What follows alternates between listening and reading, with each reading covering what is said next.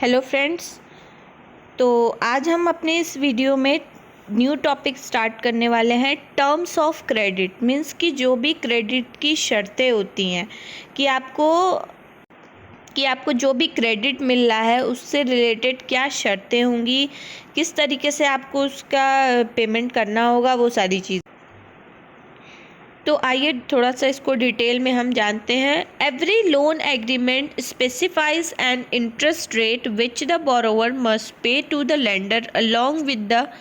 मतलब कि हर जो लोन एग्रीमेंट होता है, जो भी लोन का समझौता वो एग्रीमेंट साइन किया जाता है, उसके अंदर इंटरेस्ट रेट मीन्स ब्याज दर जो होता है उसको वहाँ पे मेंशन कर दिया जाता है कि अगर आप 1 लाख का लोन ले रहे हो तो आपको इस पे 12%, 11%, 15% इतना इंटरेस्ट चुकाना पड़ेगा। तो ये एग्रीमेंट होता है जहाँ पे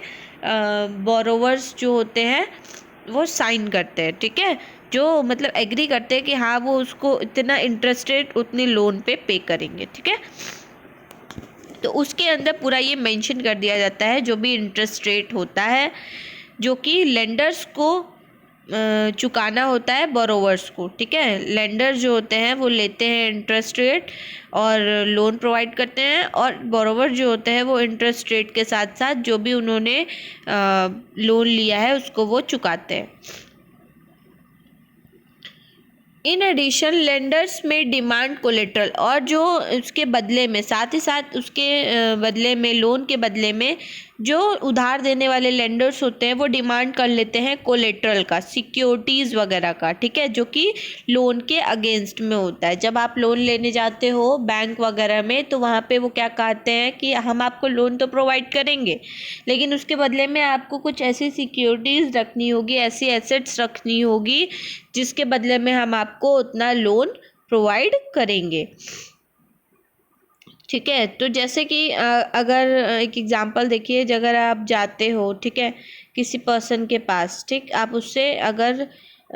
50,000 का लोन लेते हो, ठीक, या आप बैंक के पास भी जाते हो और 50,000 का लोन लेते हो, तो वो आपसे कहेंगे कि आप हमको कुछ कोलेट्रल दीजिए, कुछ सिक्योरिटी दीजिए कि आप इतने समय में आप हमको पे कर देंगे, और अगर आप पे नहीं किए तो वो एज अ सिक्योरिटी हम लेंगे कि अगर आप असमर्थ रहे हमको उतना पैसा चुकाने में, 50,000 रुपये मेरा चुकाने में, तो हम उस सिक्योरिटी को बेच करके अपने 50,000 को पूरा ले सके, ठीक है, फुलफिल कर सके। तो इसलिए कोलेट्रल सिक्योरिटी का वहाँ पे जो भी लेंडर्स होते हैं वो डिमांड करते हैं ताकि वो एक सिक्योरिटी के तहत, गारंटर के तहत किसी चीज़ को अपने पास रख सके, ताकि जो बोरोवर्स होते हैं वो ये चुकाने के लिए हमेशा तत्पर रहें कि हाँ उन्होंने इतना पैसा लिया है तो उसको इंटरेस्ट के साथ साथ चुकाएं। अब कोलेट्रल क्या हो सकता है? कोलेट्रल एक एसेट्स है जो कि बोरोवर्स का होता है, ठीक है, जो हमसे लोन लेने आते हैं उनका खुद का होता है, जैसे land, building, vehicles, life stock, deposit with bank, means कि जो बोरोवर्स होंगे वो उनका खुद का होगा जो भी कोलेट्रल होगा। ये नहीं कि वो पड़ोसी का आए ज़मीन कागज़ दे दिए तो हम मान लेंगे, नहीं, वो उनका खुद का होना चाहिए। ये सारी चीज़ें छानबीन बैंक वगैरह कर लेता है कि ये उनका है कि नहीं है, कोई झूठ ऐसा कुछ नहीं है, वो सारी चीज़ें देखी जाती है तभी बैंक लोन प्रोवाइड करता है। बिना देख के, बिना सारी चीज़ें जांच पड़ताल किए बैंक लोन प्रोवाइड नहीं करता है। And use these as a guarantee, और इन सारी चीज कोलेट्रल का वो एक गारंटी की तरह यूज़ करता है lenders until the loan is repaid, जब तक कि उनको उस लोन का रीपेमेंट नहीं हो जाता। If the borrower fail to repay, अगर बोरोवर जो होते हैं जो उन्होंने उधार लिया अगर वो फेल हो जाते हैं, ठीक है, रीपेमेंट करने में, रीपे करने में, लोन को चुकाने में, तो जो लेंडर होता है उसके पास राइट होता है, has the right to sell the asset, ताकि वो, उसके पास इतना अधिकार होता है कि वो उस एसेट्स को, जो भी कोलेट्रल सिक्योरिटी को उन्होंने वहाँ पे रखा है, वो उसको बेच दे और टू ऑब्टेन अ पेमेंट, और अपने पेमेंट को वो पा सके। प्रॉपर्टी सच एज, उस या वो एसेट्स और कोलेट्रल क्या हो सकती है, जैसे प्रॉपर्टी जो कि लैंड टाइटल्स के साथ होंगे, डिपॉजिट जो बैंक के साथ होंगे, या लाइफ स्टॉक्स, या कुछ ऐसे, ये सारे कॉमन एग्जांपल हैं जो कि कोलेट्रल की तरह यूज़ किया जाता है बोरोवर्स के थ्रू, ठीक है, जब वो बोरो करने आते हैं तब। तो कहने का मतलब कि लेंडर्स के पास राइट्स होता है कि अगर बोरोवर उनका पैसा नहीं चुकता करता है तो वो उसके कोलेट्रल सिक्योरिटीज को वो बेच देता है और अपने पेमेंट को फुलफिल कर लेता है। तो ये देखिए एक एग्जांपल है एक हाउस लोन का। Megha has taken a loan of 5 lakh from the bank to purchase a house. Megha है एक जिन्होंने क्या किया है, लोन लिया है 5 लाख रुपए का बैंक से ताकि वो एक घर खरीद सके। The annual rate on the loan, जो उनका एनुअल ब्याज दर है, इंटरेस्ट रेट है लोन के ऊपर, वो कितना है, 12% है। And the loan is to be repaid in 10 year, और उस लोन को उनको 10 साल के अंदर चुकाना है मंथली इंस्टॉलमेंट के अंदर। 5 लाख का उन्होंने लोन लिया है जिसको कि उनको 10 साल के अंदर अंदर चुकाना है, वो भी मंथली इंस्टॉलमेंट में। Megha had to submit to the bank, और मेगा को सबमिट करना है बैंक के अंदर क्या, डॉक्यूमेंट जो कि ये शो करता है उसकी एम्प्लॉयमेंट रिकॉर्ड की, कि वो एम्प्लॉयड है, उसके पास काम है, उसको सैलरी मिलती है, ठीक है। Before the bank agree to give her loan, जब तक बैंक लोन एग्री नहीं करती देने के लिए, इन सारी चीज़ों को वो देखेगी कि उसके एम्प्लॉयमेंट रिकॉर्ड को, उसके सैलरी को जब वो देख लेगी तभी बैंक जो है वो एग्री करेगी कि वो उसको लोन प्रोवाइड करेगी भी या नहीं करेगी। The bank retain as a collateral the paper of the new house, और जो बैंक होगी वो क्या करेगी, रिटेन कर लेगी उसकी जो भी नए घर की कागज होंगे उसको एज अ सिक्योरिटी वो अपने पास रख लेगी, ठीक है। Which will be return to mega only when she repay the entire loan with interest, जो कि उसको तभी रिटर्न करेगी मेगा को, उस कोलेट्रल सिक्योरिटी को, उस कागज़ जो घर का नया कागज़ है उसको वो तभी रिटर्न करेगी जब मेगा उसको पूरा एंटायर लोन इंटरेस्ट के साथ जब उसको वो चुका देगी तब, ठीक है। तो कहने का मतलब एक आप घर लेना चाहते हो, ये मेगा थी जिनको घर चाहिए था, जिन्होंने 5 लाख रुपए उधार लिए, उन्होंने अपने एम्प्लॉयमेंट और सैलरी का सारा चीज़ें डॉक्यूमेंट शो कर दिया कि उनको इतनी सैलरी मिलती है, वो इतना दे, उनको उनके पास इतना काम है, ऐसा काम है, वो उनको पे कर लेंगी। और उनके पास और कुछ ऐसा नहीं था सिक्योरिटी रखने के लिए, तो उन्होंने क्या किया, 5 लाख रुपए लिए, उन्होंने वो घर का ज़मीन का कागज़ जो वो घर लेना चाहती थी उन्होंने घर लिया और उसके कागज़ को एज अ सिक्योरिटी वहीं रख दिया बैंक के अंदर, और मेगा जो है वो 5 लाख रुपए बैंक से ले ली। और वो कागज़ उनको तभी रिटर्न होगा जब वो पूरे पेमेंट कर देंगी, जो लोन का जो रीपे है वो सारा जब वो इंटरेस्ट के साथ चुका देंगी तब उनको उस कागज़ को रिटर्न कर दिया जाएगा, ठीक है। अगर वो नहीं करने इसको रीपे करने में असमर्थ रही तो क्या होगा, बैंक क्या करेगा, उस ज़मीन को, उस घर को बेच देगा और बेच करके अपने सारे पेमेंट को फुलफिल कर लेगा। Interest rate, collateral and documentation requirement. Interest rate और जो भी हमारे ब्याज दर और जो सिक्योरिटी है और जो डॉक्यूमेंटेशन की रिक्वायरमेंट होती है, जो भी डॉक्यूमेंट से रिलेटेड रिक्वायरमेंट होगी, and the mode of repayment, और जो भी हमारे रीपेमेंट करने का जो भी मोड होगा, ठीक है, तरीका होगा। टुगेदर कॉम्प्रोमाइज़, सब साथ साथ क्या होगा, शामिल होगा, जिसको हम क्या कहते हैं, what is called the term of credit, जिसको क्या कहा जाता है, शर्तें, क्रेडिट की जो भी शर्तें होंगी कि क्या इंटरेस्ट रेट होगा, क्या कोलेट्रल आप रखवाएंगी, क्या डॉक्यूमेंट की रिक्वायरमेंट होगी, ये सारी चीज़ें, क्या मोड ऑफ रीपेमेंट होगा, किस तरीके से आप रीपेमेंट करेंगी, ये सारी चीज़ें उसके अंदर शामिल कर दी जाती है। किसके अंदर, क्रेडिट की शर्तों के अंदर, टर्म्स ऑफ क्रेडिट के अंदर। The terms of credit very substantially from one credit arrangement, जो हमारे टर्म्स ऑफ क्रेडिट होता है, ठीक है, जो शर्तें होती हैं क्रेडिट से रिलेटेड, वो वेरी करता है काफ़ी हद तक एक क्रेडिट के अरेंजमेंट में टू अनदर, दूसरे तक, एक व्यवस्था के अंदर, मतलब एक जो क्रेडिट की अरेंजमेंट होती है वो दूसरे के।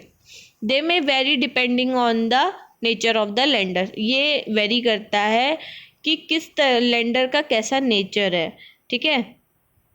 एंड द बोरोवर, बोरोवर कैसा है, कि वो क्या लेने आ रहा है, क्या किस तरीके का लोन ले रहा है, ये सारी चीज़ उन लोगों पे ऊपर डिपेंड करता है कि किस तरह की वहाँ पे अरेंजमेंट होगी, कैसी व्यवस्था होगी एक क्रेडिट की ना। कहने का मतलब कि हो सकता है कोई 1 लाख का लोन लेने आया, कोई 5 लाख का लेने आया, कोई 20 लाख का लेने आया, तो सबका अपना अपना इंटरेस्ट होगा, सबका अपना अपना सिक्योरिटी होगा, सबका अलग अलग मोड ऑफ रीपेमेंट होगा, सबका अलग अलग सारा डॉक्यूमेंट होगा। तो ये उन लोगों के ऊपर डिपेंड करता है जो लेंडर्स का नेचर होगा, या तो फिर जो बोरोवर्स लेने आ रहे हैं उनके ऊपर डिपेंड करता है कि क्या सारी टर्म्स ऑफ क्रेडिट होती है, क्या शर्तें होती हैं। The next section will provide example of the varying term of credit. अब जो हमारा नेक्स्ट सेक्शन है वो हमें एग्जाम्पल प्रोवाइड करेगा कि किस तरीके से टर्म ऑफ क्रेडिट हमारा वेरी करता है इन डिफरेंट क्रेडिट अरेंजमेंट, अलग अलग क्रेडिट के अरेंजमेंट के अंदर। ठीक है,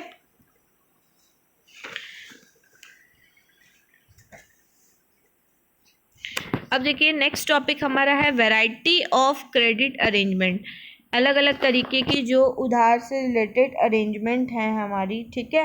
वो सारी चीज़ों के बारे में हम यहाँ पे पढ़ेंगे। ये जो हमारी एग्जाम्पल ऑफ विलेज, एक गांव का, विलेज का एक एग्जाम्पल है। Rohit and Ranjan had finished reading about the term of credit in classes. Rohit और रंजन है जिन्होंने फिनिश किया पढ़ना किसके बारे में, टर्म ऑफ क्रेडिट के बारे में इन क्लास, अपने क्लास के अंदर। They were eager to know the various credit arrangement, और उनके अंदर काफ़ी ज़्यादा बेसब्री थी कि वो जाने अलग अलग तरीके के, अलग अलग प्रकार के जो भी क्रेडिट अरेंजमेंट होती हैं जो एग्जिस्ट करती हैं उनके एरिया के अंदर। ठीक है, who were the people who provide credit,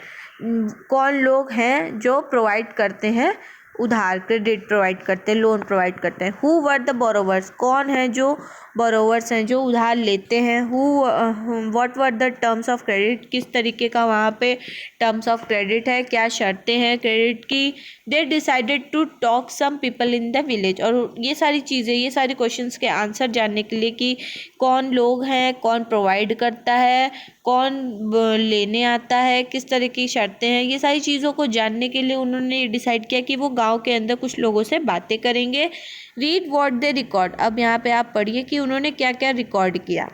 15 नवंबर 2019 के अंदर we head directly for the field, उन्होंने क्या किया, खेत की तरफ गए,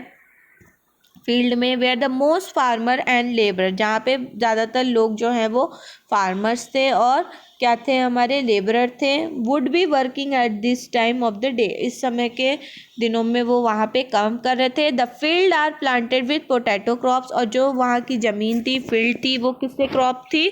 पोटैटो के क्रॉप से, आलू की फसल से प्लांट की गई थी। We first meet Shyamal a small farmer in Sonpur, उन्होंने पहले किससे मिले, श्यामल से मिले, जो कि एक छोटा सा फार्मर था सोनपुर के अंदर। अ स्मॉल इरिगेटेड विलेज, जो कि एक छोटा सा सिंचित गांव था। ठीक है, Shyamal tell us that every season he need a loan, Shyamal ने ये बताया कि हर सीजन में उसको लोन की ज़रूरत पड़ती है ताकि वो खेती कर सके अपने 1.5 एकड़ ज़मीन में, 1.5 एकड़ ज़मीन में। Till a few year back, कुछ समय पहले, कुछ साल पहले क्या था, he would borrow money from the village में लेंडर्स, उसने बोरो किया था पैसे को, किससे, विलेज मनी लेंडर से, जो गाँव में मनी प्रोवाइड करते हैं, लोन प्रोवाइड करते हैं उनको,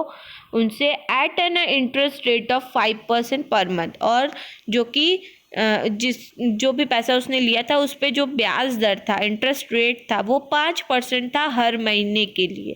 60% पर एनम, मतलब 60% था पूरे साल भर का। 5% अगर आप पर मंथ देख लो तो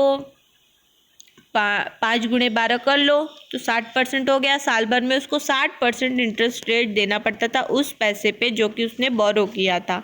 for the last few year, कुछ साल पहले क्या था, for the last few year से क्या था, Shyamal has been borrowing from an agriculture trader, Shyamal ने स्टार्ट कर दिया किनसे लेना, कुछ साल पहले से एग्रीकल्चर ट्रेडर, जो कृषि व्यापारी होते हैं, उनसे उन्होंने स्टार्ट कर दिया बोरो करना पैसा इन द विलेज, गाँव के अंदर, at an interest rate of 3%, जो कि वो ब्याज दर कितना लेते थे, 3% लेते थे पर मंथ। अब 3 गुणे 12 कर लो, ठीक है। At the beginning of the cropping, और जो क्रॉपिंग का मतलब जो फसल का मौसम क्रॉपिंग सीजन होता है शुरुआत में, उसके क्या होता था, the trader supply the farm input, जो ट्रेडर्स होते हैं, जो व्यापारी होते हैं, वो सप्लाई करते थे फार्म के इनपुट्स को, मीन्स जो हमारे पेस्टिसाइड्स, मशीन्स, ये सारी चीज़ें जो लगती हैं, फसल जो लगती हैं, वो सारी चीज़ों को वो ट्रेडर जो है वो सप्लाई करते थे ऑन क्रेडिट, उधार पे, which is to be repaid, जिसको कि हम चुका देते थे when the crop are ready to harvest, जब हमारे यहाँ जो क्रॉप्स होता था वो फसल कटने के लिए जब रेडी हो जाता था तब हम उन सारी चीज़ों को चुका देते थे। Beside the interest charge on the loan, जो भी हमारे इंटरेस्ट का चार्ज होता था, ब्याज दर होता था, उसके अतिरिक्त जो भी लोन के ऊपर होता था interest charges, the trader also make the farmer promise, और जो हमारे व्यापारी होते थे वो फार्मर को ये प्रॉमिस करते थे कि to sell the crop to him, ताकि वो अपने क्रॉप्स को उनको बेचे। This way the trader can ensure that the money is repaid promptly, और जो ट्रेडर्स होते थे, जो व्यापारी होते थे, वो इस तरीके से वो ये इंश्योर करते थे कि जो पैसा होगा वो उनको रीपे हो जाएगा तत्काल में। कहने का मतलब कि जो व्यापारी हुए उनको एक सिक्योरिटी क्या दी गई, जो फार्मर होते थे वो सिक्योरिटी क्या देते थे कि वो उनको ही अपने क्रॉप्स को बेचेंगे, तो ये क्या हो गया, उनको एक सिक्योरिटी मिल गई कि जो भी फसल होगी वो उनको बिकेगी, मिलेगी, ताकि वो अपने लोन को भी वो वहाँ पे इजीली चुका लेंगे। Also since the crop price are low, साथ ही साथ क्या होता था कि क्रॉप का प्राइस जो होता था वो कम भी होता था फसल होने के बाद। After the harvest the trader is able to make a profit, और जो व्यापारी होते थे तब भी वो प्रॉफिट कमा लेते थे अपना फ्रॉम बाइंग द क्रॉप, और क्रॉप्स को खरीद करके एट अ लो प्राइस, कम पैसे पर भी फार्मर से, and then selling it later, और फिर उसको वो बेच देते थे when the price has risen, और जब वो प्राइस उसका बढ़ जाता था तब उसको वो क्या करते थे, बेच देते थे। तो ये श्यामल की स्टोरी हो गई, जहाँ पे उसने अपने 1.5 एकड़ ज़मीन के अंदर पहले मनी लेंडर से पैसा लेता था जो 5% चार्ज करता था, फिर उसने एक एग्रीकल्चर ट्रेडर से लिया, कृषि व्यापारी से, जो 3% चार्ज करता था, और उसको एक प्रॉमिस की तरह भी फार्मर ने प्रॉमिस किया कि वो अपने क्रॉप को उनको बेचेगा, और इस तरीके से उनको एक सिक्योरिटी हो गई, उनको ये इंश्योरेंस हो गया कि उनको उनका तत्काल में ही उनका जो है वो जो भी पेमेंट है, जो लोन उन्होंने दिया है वो उनको मिल जाएगा। ठीक है, उनको कम पैसे में वो उससे फार्मर से ख़रीदते थे, और उसको जब पैसा बढ़ जाता था सामान का तब वो उसको बेच देते थे। फिर हमारे रोहित और रंजन जो थे वो गए। We next meet Arjun who is supervising the work of one farm labourer. अब उन्होंने दूसरा किससे मिले, वो दूसरा किससे मिले, अरुण से मिले सॉरी, जो कि एक सुपरवाइज़र था, जो निगरानी करते थे, ठीक है, काम का, जो एक फार्म लेबरर का, ठीक है, एक फार्म लेबरर था, वन फार्म लेबरर था, जहाँ पे वो एक निगरानी का काम किया करता था। कौन, अरुण हैज़ 7 एकड़ ऑफ लैंड। अरुण के पास 7 एकड़ ज़मीन थी। He is one of the few person, ये एक कुछ लोगों में एक इंसान था सोनपुर के अंदर, to receive a bank loan, जिसने बैंक से लोन रिसीव किया था ताकि वो अपनी खेती कर सके for cultivation. The interest rate on the loan, जो कि इंटरेस्ट रेट था लोन का, उस लोन के ऊपर जो भी ब्याज दर था वो 8.5% पर एनम था, मतलब साल भर का 8.5% था। And can be repaid any time, जिसको कि वो कभी भी चुका सकते थे अगले 3 साल के अंदर, नेक्स्ट 3 ईयर्स के अंदर। Arun plan to repay the loan after harvest by selling a part of the crop. Arun ने ये प्लान किया कि वो उस लोन को चुकाएगा कब, जब उसका फसल कट जाएगा और उसको वो कुछ पार्ट ऑफ क्रॉप को जब वो बेच देगा तब। He then intend to store the rest of the potato in a cold storage. फिर उसने ये सोचा, इरादा किया उसने कि वो क्या करेगा, अपने रेस्ट ऑफ पोटैटो को, रेस्ट ऑफ आलू को वो क्या करेगा, कोल्ड स्टोरेज के अंदर स्टोर कर लेगा, ठीक है। And apply for a fresh loan, और फिर उसके बाद वो अपने फ्रेश लोन के लिए एक अप्लाई कर देगा बैंक से, against the cold storage receipt, अपने कोल्ड स्टोरेज रिसीप्ट के अगेंस्ट में, मीन्स कि एक सिक्योरिटी की तरह अपने कोल्ड स्टोरेज के रिसीप्ट को रख देगा और एक नया लोन बैंक से ले लेगा। The bank offer these facility, bank जो है इस तरह की फैसिलिटीज़ मतलब इस तरह की सुविधाएं वो देता है, बैंक ऑफर करता है फार्मर्स को, who have taken a crop loan from them, जो उनसे बैंक से जाकर के क्रॉप लोन लेते हैं। ठीक है, तो ये हो गई एक अरुण की स्टोरी जो कि रोहित और रंजन ने सुनी थी। 2 तरह की फैसिलिटीज़ उन्होंने 3 तरह की फैसिलिटीज़ उन्होंने जान ली, एक मनी लेंडर के थ्रू, एग्रीकल्चर ट्रेडर के थ्रू, एक बैंक के थ्रू। रामा, अब ये तीसरे के पास गए उन्होंने, Rama is working a neighbouring field, Rama के पास गए जो कि काम करता था अपने पड़ोस के फील्ड में,